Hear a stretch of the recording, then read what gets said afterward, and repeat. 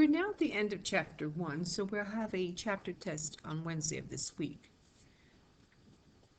Before we do an overall review of Chapter 1, I would like to spend a little more time in Lesson 1.7, the Intro to Functions.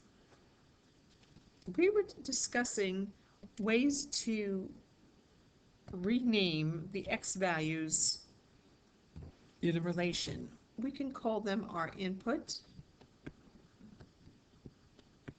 values or our domain. We could also call them our independent variables.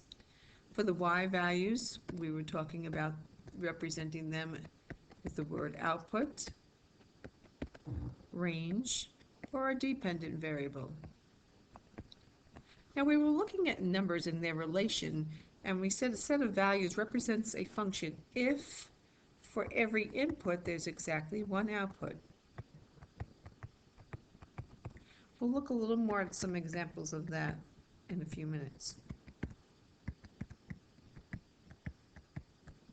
We can only have one output.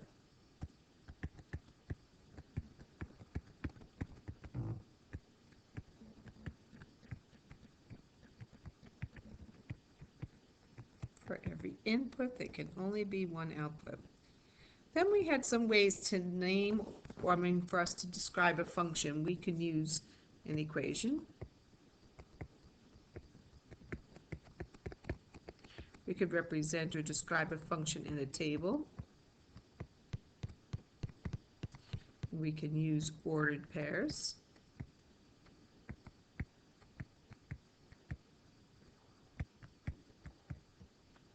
We can continue by saying we could use a graph.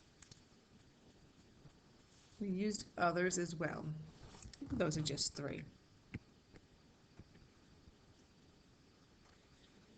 Now take a moment and complete a function table. Given a domain, set up and complete the table. You can complete that and we'll review that in class today.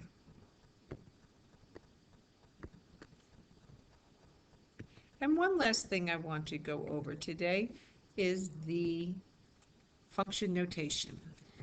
If you're given y is equal to 2x minus 7, we can rewrite this with function notation by replacing y with the expression f of x.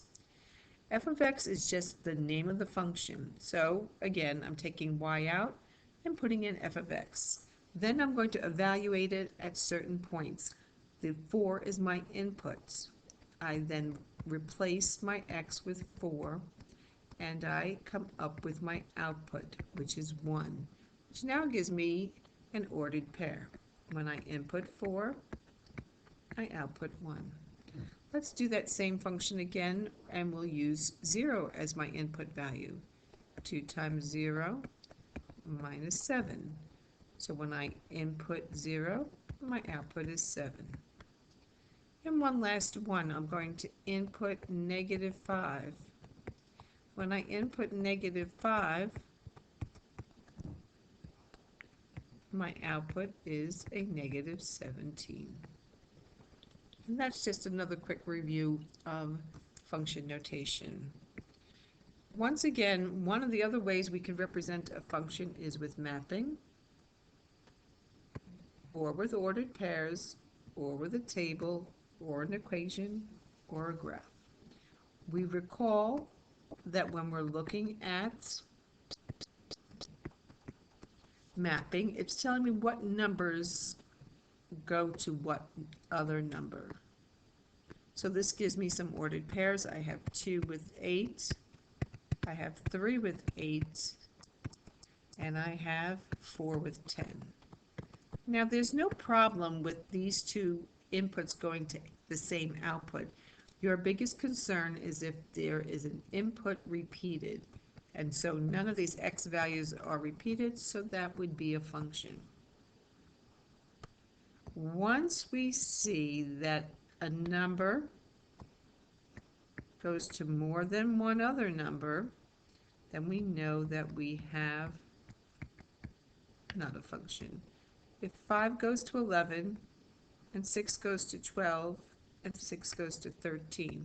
Those ordered pairs would be 5 and 11, 6 and 12, and 6 and 13. Because the input of 6 has two different outputs, this is not a function. If we need any more explanation on this, we'll do some more examples in class. And we'll meet up in class. Until then, have a nice day.